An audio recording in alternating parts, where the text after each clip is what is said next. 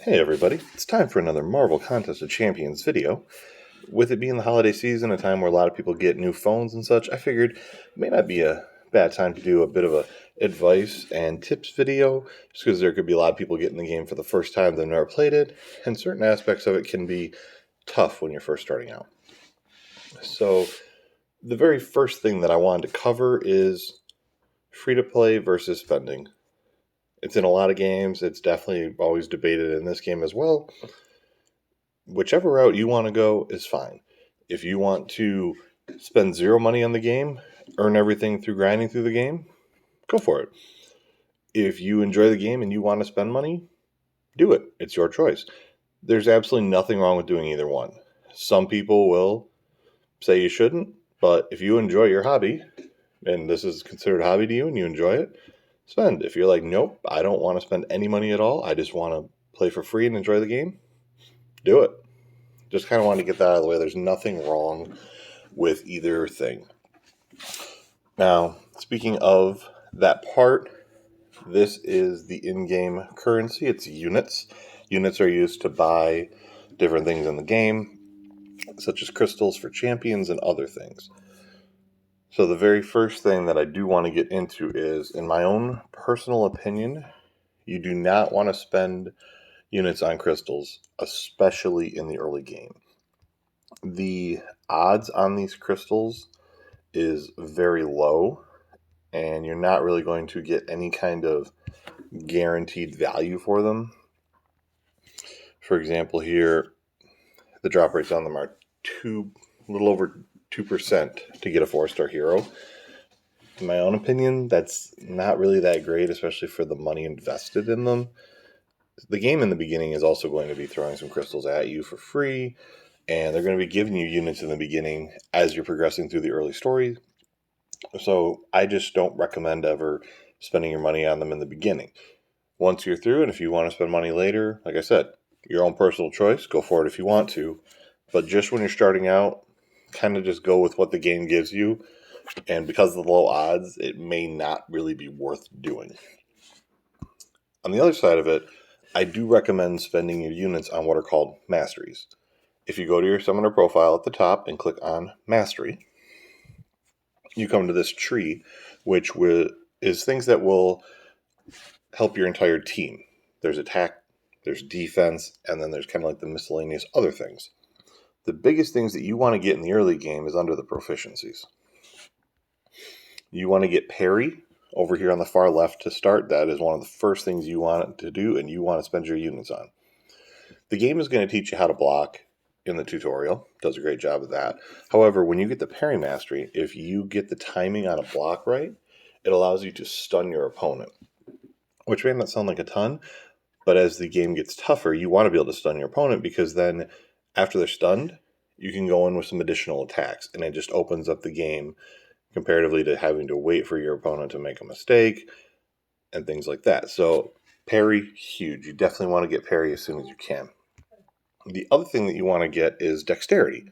Dexterity will allow you to dodge assorted attacks, the biggest ones being special attacks. You always want to be able to dodge special attacks if you can, unless there is some type of note in the game that tells you otherwise.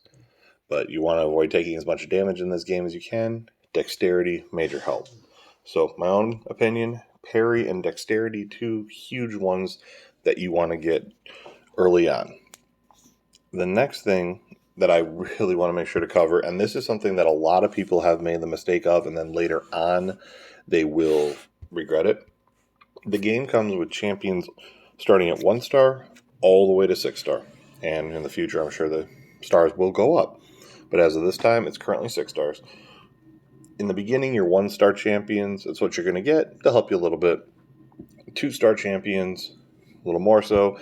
The way the game is kind of set up, it should get you to 3 star champions relatively quickly.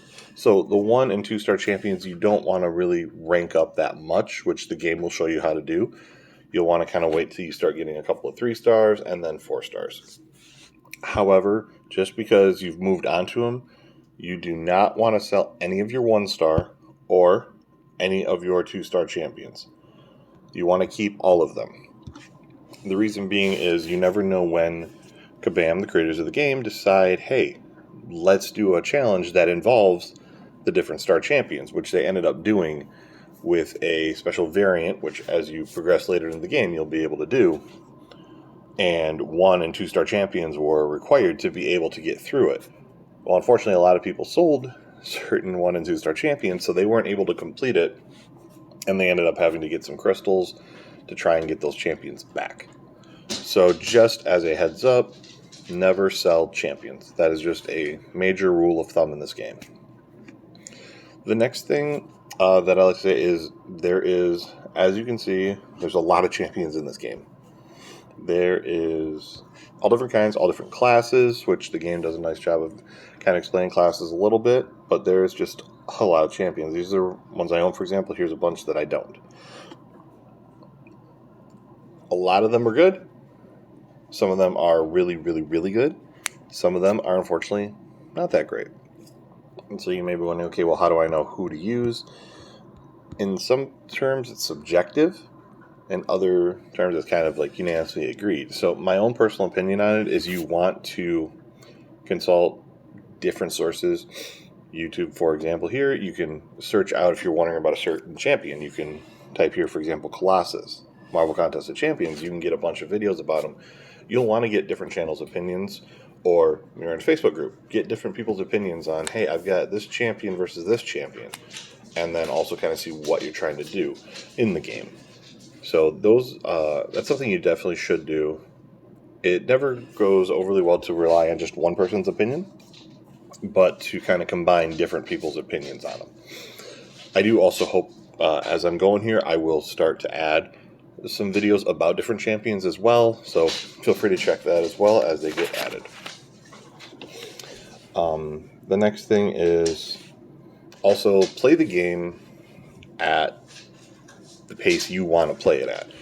There is a very intense end game in Marvel Contest of Champions, and if you want to rush there and you want to be one of the major end game players, do it. If you want to be somebody that is casual, takes their time, they play a little bit here and there, totally fine. You do whatever it is that you want to do. There's no right or wrong way to play this game. All that matters is it's a game at the end of the day, and you enjoy whatever it is you're doing. So these are just a couple of tips and little pieces of advice that I've gotten over my time of playing.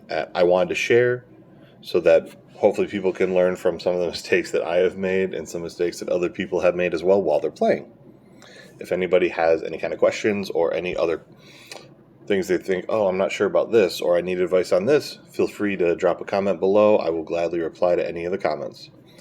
And I hope you guys have yourselves a wonderful day.